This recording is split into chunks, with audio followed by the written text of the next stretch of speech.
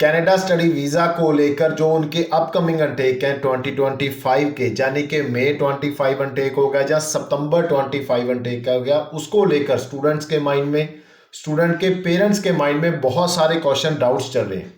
Maximum parents और बच्चे ये सोच रहे हैं कि हमें 2025 में कनाडा स्टडी वीज़ा को अप्लाई करना चाहिए या फिर हमें अभी वेट करना चाहिए। क्या आने वाले समय में और चेंजेस हो सकती हैं? जो अभी चेंजेस हुई हैं क्या उनका कोई बैड इम्पैक्ट यानी कि कोई नेगेटिव इम्पैक्ट उन बच्चों पे तो नहीं पड़ेगा जो 2025 अनटेक में कनाडा स्टडी वीज़ा के लिए जाएंगे? इस तरह के बहुत सारे क्वेश्चन हैं। चेंजेस के बारे में भी बात करेंगे, जो नेगेटिव या पॉजिटिव इम्पैक्ट होगा उन बच्चों पे जो 2025 में कनाडा स्टडी वीज़ा के लिए जाएंगे, उसके बारे में भी डिटेल में बात करेंगे। जितने भी क्वेश्चंस हमारे पास आए हैं अलग अलग फ़ोन कॉल या विजिट के दौरान, जो बच्चों या बच्चों के पेरेंट्स द्वारा पूछे गए हैं, उन सभी का आंसर आपको इस वीडियो में मिलेगा। इस वीडियो को शुरू करने से पहले आप सभी से मेरी हमेशा की तरह रिक्वेस्ट रहेगी, अगर अभी तक आपने हमारे इस यूट्यूब चैनल को सब्सक्राइब नहीं किया तो सब्सक्राइब करें और अपने फ्रेंड्स के साथ इस वीडियो को जरूर शेयर करें ताकि उनके भी क्वेश्चंस डाउट्स क्लियर हो सके। सबसे पहले इस वीडियो में हम सारी चेंजेस के बारे में बात करेंगे जो एक साल में कनाडा की तरफ से हुई है स्टडी वीज़ा को लेकर, क्योंकि बहुत सारी चेंजेस हैं। हो सकता है कि कुछ बच्चों को उन चेंजेस के बारे में पूरा इंफॉर्मेशन ना हो। उसके बाद उसका इम्पैक्ट क्या है, पॉजिटिव पड़ेगा या नेगेटिव इम्पैक्ट पड़ेगा, जो स्टूडेंट आज जाएगा उसको बेनिफिट होगा या लॉस होगा, सभी के बारे में डिटेल में बात करेंगे। सबसे पहली जो बड़ी चेंज हुई थी वो थी जीआईसी डबल करने को लेकर, जो हमने देखा कि 10,200 से 20,635 जीआईसी किया गया था, यानी कि डबल से भी ज़्यादा अमाउंट हो गया था। उसके साथ एक बजट था कनाडा स्टडी वीज़ा का, वो 6 से 7 लाख इंक्रीज हो गया था, जिसके कारण बहुत सारे बच्चों ने कनाडा का जो सपना था उसको ड्रॉप किया, क्योंकि इतना सारा पैसा एक साथ बहुत सारे बच्चों के पास नहीं होता था और वो कनाडा नहीं जा सकते थे। मगर जो अभी जो डिसाइड किया गया, जिसमें कनाडा ने एक बड़ा चेंज फिर अनाउंस किया कि हम एसडीएस कैटेगरी को बंद करने जा रहे हैं। एसडीएस कैटेगरी सिर्फ 14 कंट्रियों के लिए ही वैलिड था पूरे वर्ल्ड में। जितने भी सारे कंट्री हैं वर्ल्ड में, उसमें से सिर्फ 14 कंट्री के बच्चे ही एसडीएस कैटेगरी में अपनी फाइल लगा सकते थे, जिसमें उनको एसडीएस का अमाउंट पहले पे करना होता था। एसडीएस बंद होने के कारण जो फर्स्ट चेंज था जीआईसी डबल करने का, उसका कोई मायने ही नहीं रहा। यानी कि अभी कनाडा स्टडी वीज़ा के लिए जो बच्चा अप्लाई करना चाहता है उसने जीआईसी पे करना है, यानी कि 20,635 जो पेमेंट है उसको पहले पे कर जीआईसी सर्टिफिकेट लेना है या नहीं लेना, वो आईआरसीसी ने कनाडा ने बच्चे पे छोड़ दिया है। जीआईसी कंटिन्यू रहेगी, मगर एसडीएस को बंद कर रहे हैं, यानी कि जीआईसी लेना है, अगर नहीं लेना है तो वो बच्चा डिसाइड कर सकता है। हमारी तरफ से कुछ भी ऐसा नहीं है कि आपको इसके बिना फाइलिंग नहीं कर सकते। तो ये एक बड़ा डिसीजन हुआ, जिसके साथ जो फर्स्ट बड़ी चेंज थी वो अभी उसके कोई मायने नहीं रहे, क्योंकि एसडीएस कैटेगरी चली गई है अगर आपका बजट कम है। क्योंकि सबसे बड़ा जो लॉस देखने को मिला था इसी चीज का था, क्योंकि बच्चों के पास इतना पैसा नहीं था कि वो सारी अमाउंट पहले दे सके। अभी बजट बहुत कम हो चुका है। कनाडा स्टडी वीजा के लिए जो दूसरी बड़ी कंडीशन होती थी कि 1 ईयर की फुल ट्यूशन फीस आपने पे करनी है अगर एसडीएस कैटेगरी में फाइल लगानी है। जब इंडिया में 2 कैटेगरीज होती थी, एक एसडीएस एक नॉन एसडीएस। अगर उस समय कोई बच्चा नॉन एसडीएस कैटेगरी में फाइल लगाता था तो 99.9% रिफ्यूजल होती थी, यानी कि वीजा नहीं आता था। तो बच्चे के पास क्या ऑप्शन था कि आपको एसडीएस कैटेगरी के साथ ही जाना पड़ेगा। तो अभी फुल ईयर की ट्यूशन फीस भी आप पे बच्चे पे छोड़ दिया उन्होंने कि आप पे करना चाहते हैं करिए, नहीं अगर आपका कॉलेज आपको एलओए और जिस प्रोविंस में आपका कॉलेज है उस प्रोविंस से आपको अटेस्टेशन लेटर मिल जाता है तो आप अपनी फाइल लगा सकते हैं, उसके लिए हमारी कोई प्रॉब्लम नहीं है।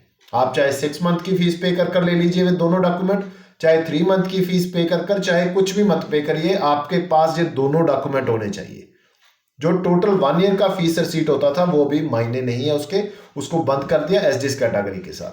तो बजट का जो बड़ा प्रॉब्लम था वो बंद हो चुका है, यानी कि जो चेंज हुआ एसडीएस कैटेगरी का उसका बच्चों को बेनिफिट हुआ।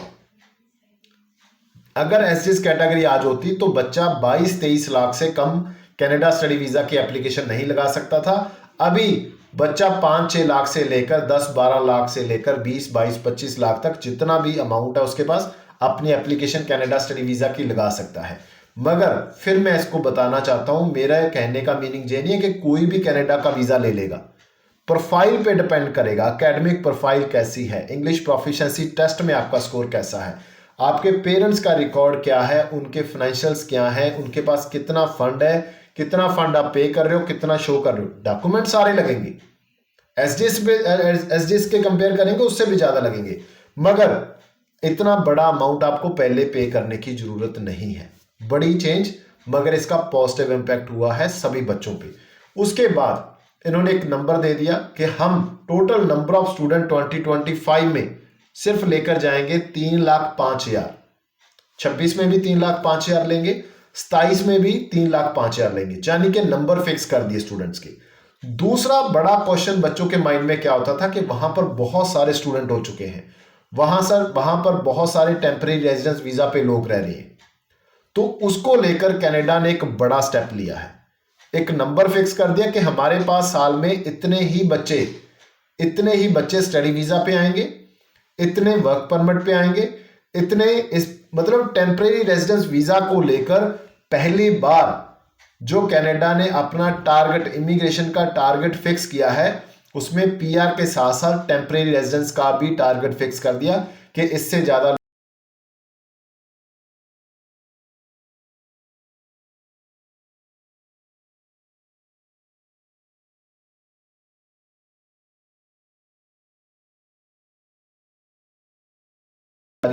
यानी कि अभी वहां पर सिर्फ वही लोग रहेंगे जिनका स्टेटस वैलिड होगा।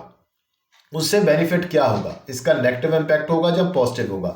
आज अगर आपका बच्चा जा रहा है 2 साल स्टडी करेगा, उसको कोई नहीं रोक सकता क्योंकि उसके पास स्टेटस है स्टडी परमिट का। उसके बाद उसको 3 साल का वर्क परमिट मिलेगा, 5 साल हो गए। 5 साल तक अगर यही प्रैक्टिस कंटिन्यू रहती है तो उस समय तक बहुत लिमिटेड लोग रहेंगे कनाडा में, फिल्टर हो जाएगा बहुत कुछ। तो उस समय जो बच्चे जाएंगे उनको बेनिफिट होगा पीआर लेने में भी, काम लेने में भी। तो ये एक बढ़िया और इसका पॉजिटिव इंपैक्ट है, इस एक बढ़िया चेंज मैं इसको कहूंगा। उसके बाद स्टडी परमिट को इन्होंने अलाइन कर दिया लेबर मार्केट के साथ। जाने के पहले क्या था, बहुत सारे प्राइवेट कॉलेज ऐसे थे जो फीस तो आपसे बहुत बड़ी अमाउंट ले रहे थे, कोर्स उनके पास क्या है, किसके काम आएंगे आगे फ्यूचर में या नहीं आएंगे, कुछ पता नहीं था।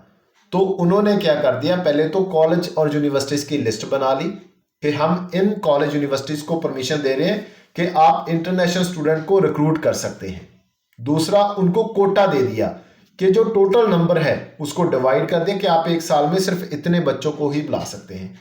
उसके बाद इन्होंने क्या किया कि 966 कॉलेज प्रोग्राम की लिस्ट इशू कर दी कि जो 966 ऐसे प्रोग्राम हैं जो डिप्लोमा लेना चाहते हैं बच्चे, स्पेशली उनके लिए मैं बात कर रहा हूं।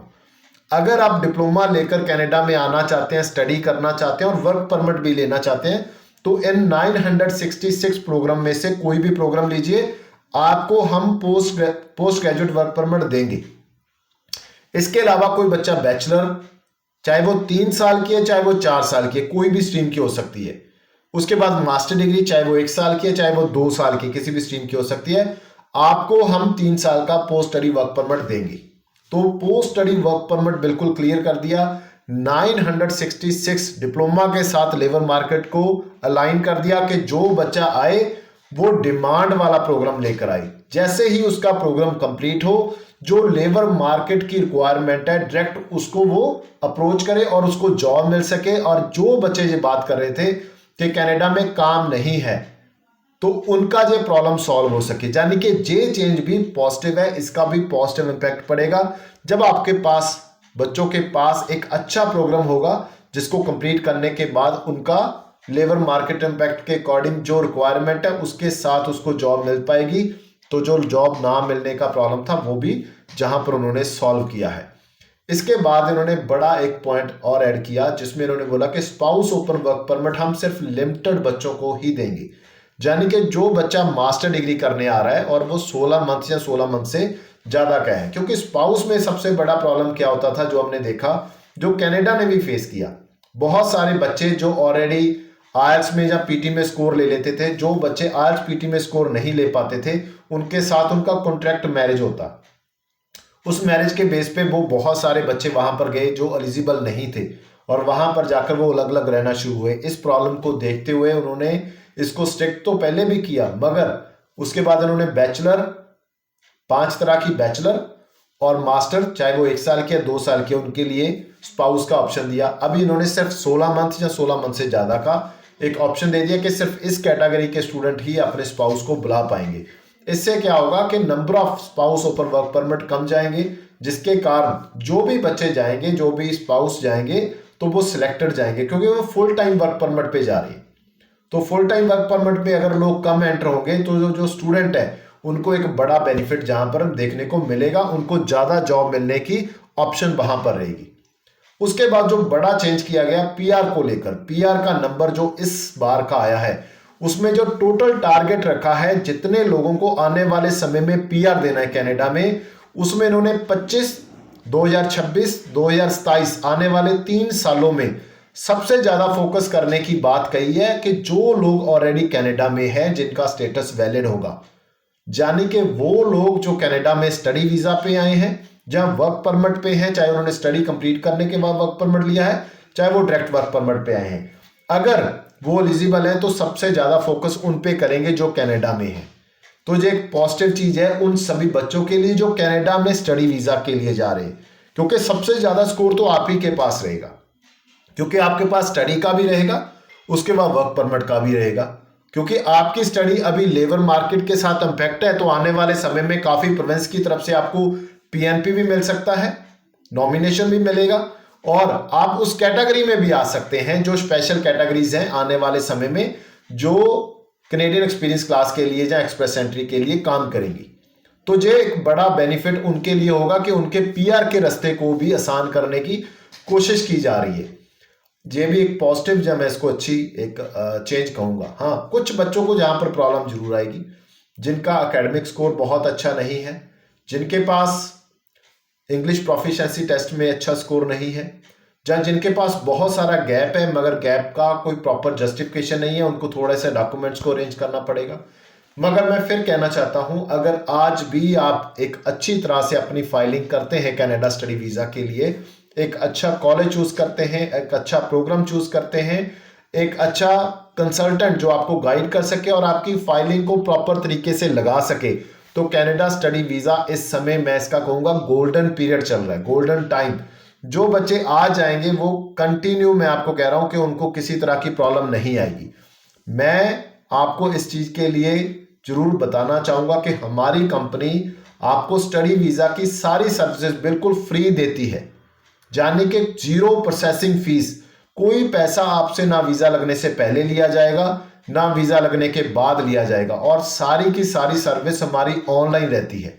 आप इंडिया की किसी भी स्टेट से हैं, आप इंडिया के किसी भी पार्ट से हैं, आप दुनिया के किसी भी कंट्री में बैठे हैं, आप नीचे दिए गए नंबर पे हमारी टीम के साथ कांटेक्ट कर सकते हैं। अगर आप मेरे साथ अपनी प्रोफाइल डिस्कस करना चाहते हैं तो मैं सिर्फ जूम मीटिंग पे ऑनलाइन मीटिंग्स लेता हूं, और इसके लिए आप नीचे दिए गए नंबर पे हमारी टीम के साथ बात कर अपनी अपॉइंटमेंट बुक कर सकते हैं।